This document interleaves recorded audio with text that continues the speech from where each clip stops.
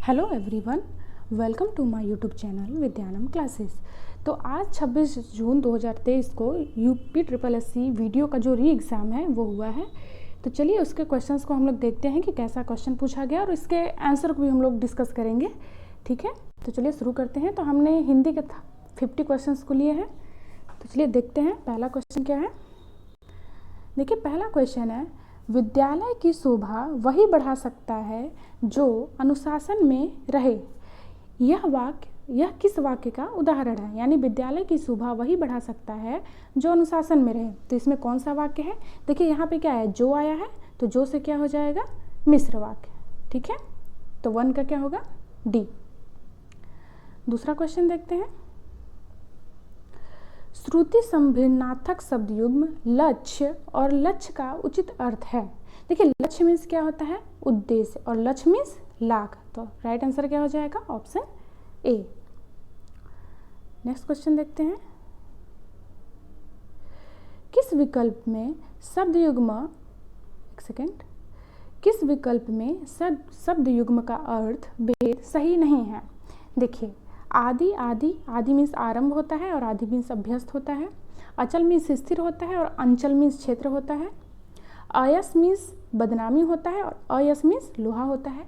लेकिन इसका right answer क्या पूछ रहा है कि सही नहीं है, तो क्या हो जाएगा, ए। अभिराम मीन्स, देखिए अभिराम मीन्स क्या होता है, सुंदर। अभिराम मीन्स क्या होता है, सुंदर। ठीक है, तो हमारा राइट आंसर क्या हो जाएगा, ऑप्शन ए। नेक्स्ट क्वेश्चन देखते हैं। देखिए ये PDF थोड़ा ब्लर है क्योंकि मिला नहीं हमें, तो आप लोग इसको हम बोल दे रहे हैं। निम्नलिखित में से कौन सा वाक्य संयुक्त वाक्य का उदाहरण है? जो परिश्रम करेगा उसे सफलता मिलेगी। यह वही बच्चा है जो कल गिर गया था। शाम हुई और गाय घर लौट आई। या बगीचे में सुंदर फूल खिले। देखिए क्या पूछ रहा है, संयुक्त वाक्य। तो यहाँ पे क्या लगा है, और, तो ये क्या हो जाएगा, संयुक्त वाक्य, यानी शाम हुई और गाय घर लौट आई। नेक्स्ट देखते हैं। बात तजुर्बा शब्द में कौन सा उपसर्ग है? तो इसमें कौन सा उपसर्ग है, तो ये हो जाएगा बा उपसर्ग। Option D is correct. Next देखते हैं। निम्नलिखित में से कौन सा वाक्य मिश्र वाक्य है? तो मिश्र वाक्य इसमें से क्या होगा, देखिए यज्ञदत्त देवदत्त को व्याकरण पढ़ाता है, ये तो साधारण वाक्य है। वह उड़ती हुई चिड़िया पहचानता है। उसमें न पत्ते थे न फूल थे, ये तो संयुक्त वाक्य है। ये कैसा है, संयुक्त है। मैंने सुना है कि, यहाँ पे क्या आ गया, कि, तो ये क्या हो जाएगा, मिश्र वाक्य, यानी 6 का क्या हो जाएगा, डी। नेक्स्ट, निम्न में से शुद्ध वाक्य कौन सा है? उसे अनुत्तीर्ण होने की आशा है। कृपया आज का अवकाश देने की, देखिए 2 बार कृपया और कृपा एक ही अगर लाइन में है या एक ही सेंटेंस में है तो क्या होगा, गलत होगा, तो ये तो सही नहीं है। भारत में अनेक जातियां हैं, ये तो ठीक लग रहा है। अभी और देखते हैं। काटकर फल बच्चों को खिलाओ, देखिए ये भी गलत है। बच्चों को फल काटकर खिलाओ, ठीक है। उसे अनुत्तीर्ण होने की आशा नहीं, आशंका है, ठीक है, ये भी गलत है। तो राइट आंसर क्या हो जाएगा, सी। भारत में अनेक जातियां हैं। नेक्स्ट क्वेश्चन देखते हैं। क्वेश्चन नंबर 8 है, निम्नलिखित में से कौन सा शब्द पुल्लिंग है? तो विकृति होती है, संस्कृति, जैसे भारत की संस्कृति है, प्रकृति होती है, लेकिन दंपत्ति क्या होते हैं, ठीक है, दंपत्ति होते हैं, तो ये क्या है, पुल्लिंग है। 8वां का सी हो जाएगा राइट आंसर। नेक्स्ट क्वेश्चन देखते हैं। आडंबर का पर्यायवाची शब्द नहीं है। देखिए आडंबर मतलब ढोंग, तो ढोंग भी होगा, पाखंड भी होगा और ढकोसला भी होगा, लेकिन दर्प नहीं होगा। दर्प का क्या अर्थ होता है, घमंड। दर्द का क्या हो जाएगा, घमंड। तो राइट आंसर क्या हो जाएगा, सी। चलिए पैसेज देखते हैं। तो देखिए आप लोग पैसेज पढ़ लीजिए, हम डायरेक्ट क्वेश्चंस पे चलते हैं, ठीक है। आप लोग पैसेज देख लीजिए, क्वेश्चंस देखते हैं। क्वेश्चन है, बड़े बांधों का निर्माण करना अधिक जटिल क्यों होता है? कम जरूरत होने के कारण, जनता के लिए हानिकारक होने के कारण, व्यर्थ के खर्चों और शक्तियों के दुरुपयोग के कारण, या अत्यधिक शक्ति, समय तथा धन खर्च होने के कारण। देखिए बड़े बांधों का निर्माण करना अधिक जटिल क्यों होता है, तो पेजेस से इसका आंसर हो जाएगा अत्यधिक शक्ति, समय तथा धन खर्च होने के कारण, ठीक है। तो 10वां का क्या हो जाएगा, डी। नेक्स्ट देखते हैं। जल की मांग क्यों बढ़ती जा रही है? तो जल की मांग क्यों बढ़ती जा रही है, तो औद्योगिकरण में वृद्धि, वर्षों से बढ़ती जनसंख्या तथा कृषि में विस्तार होने से। इसका पहला ही राइट आंसर है, ठीक है। आप लोग अगर पेजेस में भी देख लें तो यहाँ पे है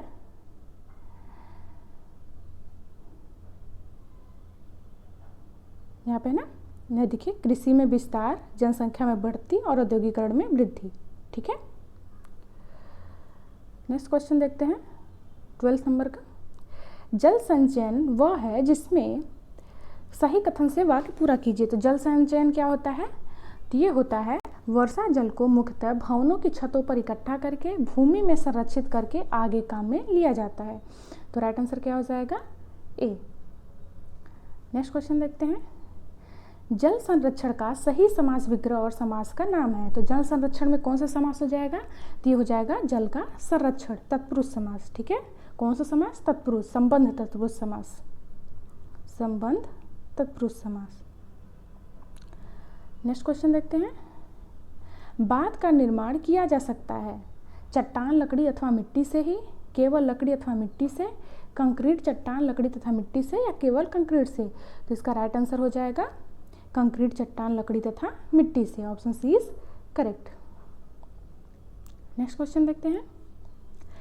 कंठ से उत्पन्न होने वाले वर्ड हैं। तो पहला है ड, ढ, ग, घ, री और र, च, छ। देखिए कंठ से क्या होता है? क वर्ग के वर्ड, यानी क, ख, ग, घ अंग है। तो क्या हो जाएगा? ग और घ। Option B is correct. देखिए ब्लर है, हम लिख दे रहे हैं यहाँ पे ग और घ, राइट आंसर हो जाएगा। नेक्स्ट देखते हैं। निम्नलिखित में से किस कवि की काव्य भाषा ब्रज नहीं है? देखिए किसकी ब्रज भाषा नहीं है? देखिए भारतेंदु हरिश्चंद्र की भी ब्रज भाषा है, सूरदास का भी है और बिहारी लाल का। लेकिन मैथिली शरण गुप्त क्या है? इनका ब्रज भाषा नहीं बल्कि क्या है? खड़ी बोली है। तो राइट आंसर क्या हो जाएगा? सी। Next question. मानसरोवर में किस कहानीकार की कहानियां संग्रहित है? तो मानसरोवर किसकी रचना है? तो यह है प्रेमचंद्र का। ठीक है, नेक्स्ट है। अध्यक्ष महानगर पालिका को लिखे जाने वाला शिकायत पत्र किस श्रेणी में आता है? यानी शिकायत पत्र किस श्रेणी में आएगा? नगर महापालिका अध्यक्ष को लिखे जाने वाला, तो ये आएगा कार्यालय पत्र में। ठीक है, option B is correct. Next देखते हैं। जब प्रथम वर्ड व्यंजन और दूसरा वर्ड स्वर हो तो उसके मध्य संधि होगी। देखिए अगर कह रहा है प्रथम वर्ड व्यंजन, ठीक है, और दूसरा वर्ड स्वर हो, यानी ये व्यंजन प्लस स्वर के मेल से कौन सी संधि बनती है? तो ऑब्वियसली व्यंजन संधि बनती है। तो ऑप्शन ए इज करेक्ट। फिर है कबीरदास जी की भाषा कौन सी? आप सबको पता है कबीरदास की भाषा क्या है? सधुक्कड़ी या फिर पंचमेल खिचड़ी। तो option B is correct. Next है। एक भारतीय आत्मा किनको कहा जाता है? तो एक भारतीय आत्मा किसको कहा जाता है? तो माखनलाल चतुर्वेदी को। ठीक है, option A is correct. Sumitra Nandan Pant को क्या कहा जाता है? प्रकृति का सुकुमार कवि। ठीक है, तो ऑप्शन ए इज करेक्ट होगा। नेक्स्ट है। संविधान के किस अनुच्छेद के अनुसार संघ की राजभाषा हिंदी और लिपि देवनागरी है? तो देखिए ये किस आर्टिकल में है? तो अनुच्छेद 343, 343। नेक्स्ट। प्राकृत, संस्कृत, अपभ्रंश, पाली, इन भाषाओं में प्राचीनतम भाषा कौन सी है? तो देखिए प्राकृत, संस्कृत, अपभ्रंश, पाली में सबसे प्राचीनतम भाषा कौन है? तो ये है संस्कृत है। ठीक है, वैसे भी हम लोग बोलते हैं ना आदि जननी कौन है? तो संस्कृत। नेक्स्ट। निम्नलिखित में से कौन सी रचना या रचना संग्रह ब्रज भाषा में है? देखिए ब्रज भाषा में कौन सी रचना है? देखिए रामचरितमानस किस में है? अवधि में है। ठीक है, पद्मावत भी अवधि में है। कबीर ग्रंथावली, कबीर की भाषा ही सधुक्कड़ी है, तो ये तो सधुक्कड़ी में हो जाएगा। तो बचता क्या है? रसखान रचनावली, तो ये क्या हो जाएगा? ये ब्रज भाषा में। तो राइट आंसर क्या हो जाएगा? सी, रसखान रचनावली। नेक्स्ट देखते हैं। हम चूड़ियां पहन रहे हैं, वाक्य की क्रिया किस काल की है? तो ये किस काल की है? तो ये हो जाएगा अपूर्ण वर्तमान। ठीक है, या तात्कालिक वर्तमान, क्योंकि पहन रहे हैं तो अपूर्ण वर्तमान। Option B is correct. Next देखते हैं। निम्नलिखित में से कौन सा संधि विच्छेद सही है? देखिए महर्षि का क्या होगा? महाधन ऋषि होता है। ठीक है, अर्षि नहीं बल्कि क्या होता है? ऋषि। तो ये तो गलत हो गया। महाविद्यालय, महाधन विद्याधन, यहाँ पे आलय होना चाहिए था, तो ये भी गलत हो जाएगा। क्या होना चाहिए था? आलय। फिर है व्याकुल, तो व्याकुल का क्या होता है? यड़ संधि होता है, विधन आकुल होता है। ठीक है, विधन आकुल, तो ये भी गलत हो गया। मध्वरी, मधुधनरी, ये सही है। तो D option is correct. Next. निम्नलिखित में अपादान कारक का प्रयोग किस विकल्प में नहीं हुआ है? तो अपादान कारक का किसमें नहीं हुआ? तो यमुना नदी हिमालय से निकलती है, ये भी अपादान कारक है। बिल्ली छत से कूदती है यानी छत से अलग हो रही है, इसमें भी अपादान है। वह चूहे से डरता है, जहाँ पे डरने की चीज़ आती है वहाँ पे भी अपादान होता है। फिर तीसरा है पिताजी कार से गए हैं, तो इसमें क्या अपादान कारक नहीं है, तो यहाँ पे सी हो गया, ऑप्शन सी इज करेक्ट।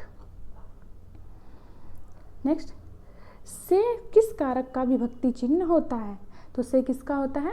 अपादान का, ठीक है। अगर करण कारक होता और यहाँ पे अगर अलगाव का होता तो यहाँ पे होता, लेकिन से इसमें क्या करण है ही नहीं, तो क्या हो जाएगा? अपादान। नेक्स्ट देखते हैं, समझौता शब्द में कौन सा प्रत्यय है? तो समझौता में कौन सा प्रत्यय है? समझ धन औता, तो समझौता, ऑप्शन इज करेक्ट। जब भी प्रत्यय और उपसर्ग आए तो उसमें देखा करिए कि उसका जो शब्द को जब बांटिए तो उसमें एक जो वर्ड हो वो सार्थक शब्द हो, जिसका कोई अर्थ निकलता हो, ठीक है। तो अपने आप लोग इसको कर लेंगे। तो राइट आंसर इज 1, औता। नेक्स्ट, निम्नलिखित में से व्यष्टि शब्द का विलोम शब्द क्या है? तो व्यष्टि का विलोम क्या होता है? समष्टि, ठीक है। वृष्टि का अतिवृष्टि, अनावृष्टि, ठीक है। तो राइट आंसर क्या हो जाएगा? बी, समष्टि। नेक्स्ट, निम्नलिखित में से कौन सा समास का प्रकार नहीं है? देखिए, पंचवटी द्विगु समास, 5 वटों का समूह, सही है। विद्या भंडार, विद्या का भंडार, ये भी सही है। यथा नियम, ये भी सही है, लेकिन पड़कुटी ये द्वंद्व समास नहीं है, ठीक है। तो राइट आंसर क्या हो जाएगा? सी। नेक्स्ट देखते हैं,